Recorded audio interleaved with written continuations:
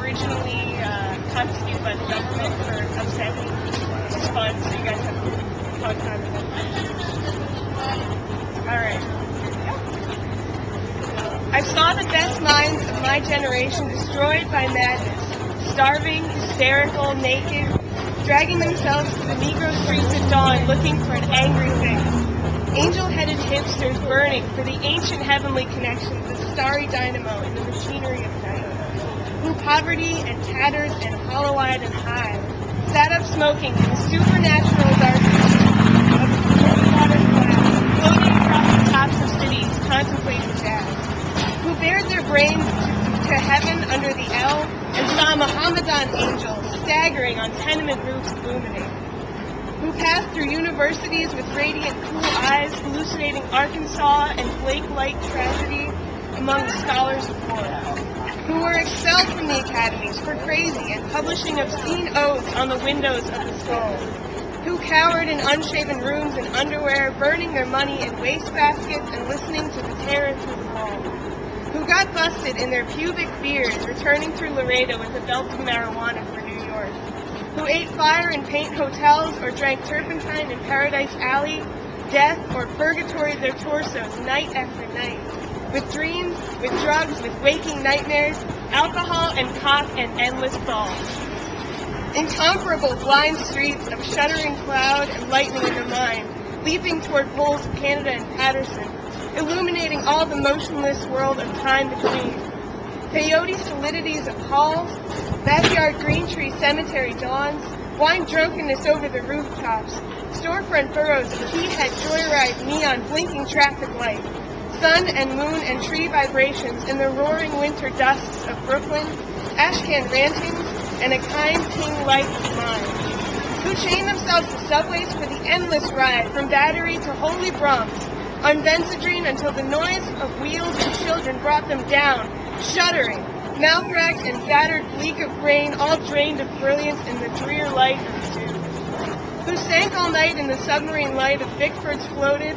out and sank through the stale beer afternoon in desolate Fugazi, listening to the crack of doom on the hydrogen jukebox. Who talked continuously, 70 hours from park to pad to bar to Bellevue to museum to the Brooklyn Bridge.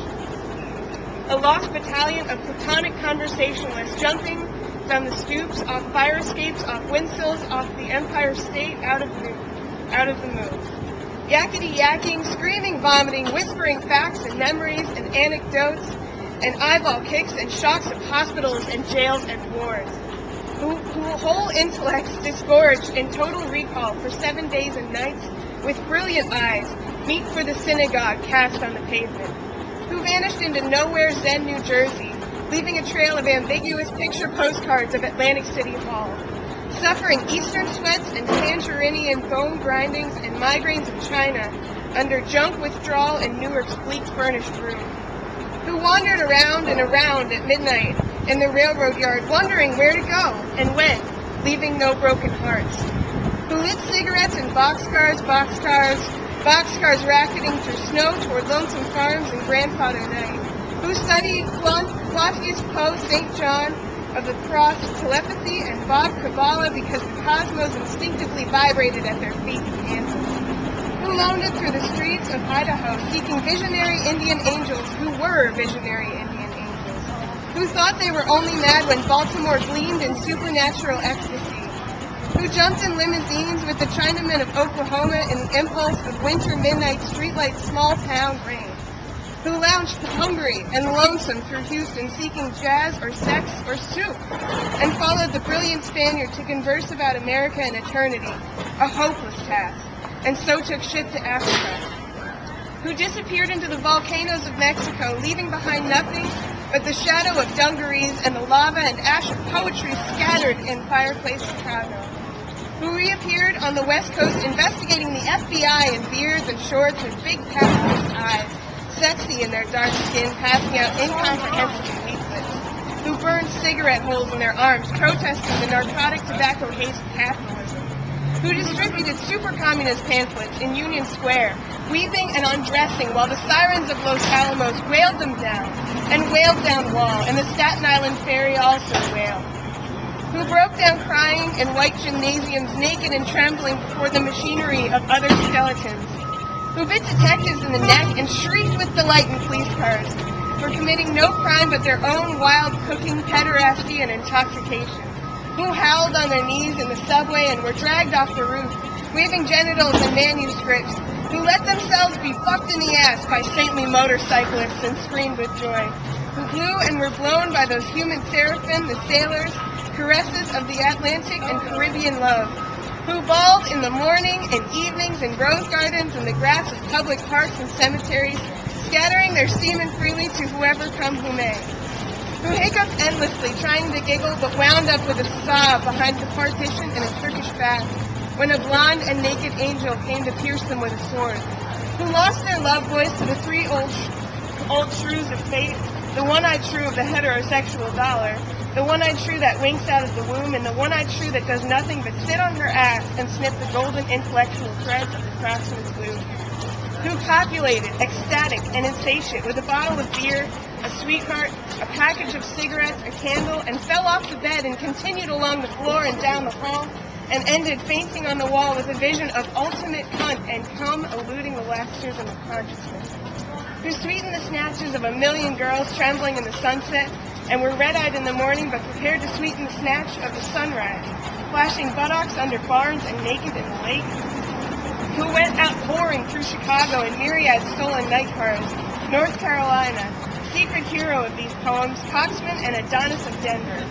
joy to the memory of his innumerable lays of girls in empty lots and dinner backyards, movie houses, rickety roads, on mountaintops and caves, or with gaunt waitresses and familiar roadside lonely petticoat uplifting,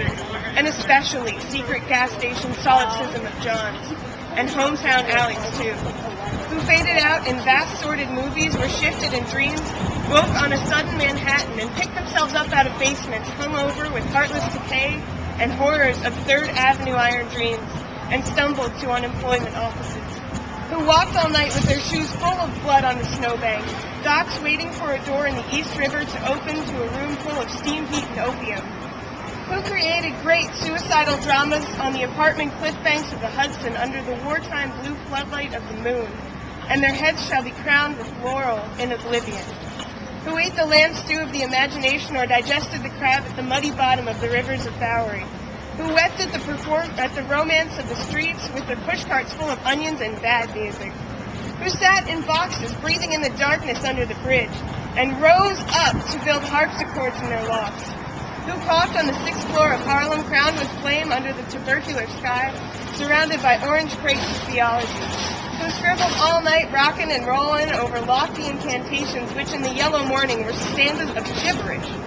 who cooked rotten animals, long, hard, feet, tail, borscht and tortillas, dreaming of pure vegetable kingdoms, who plunged themselves under meat trucks looking for an egg, who threw their watches off the roof to cast their ballot for eternity outside of time, and alarm clocks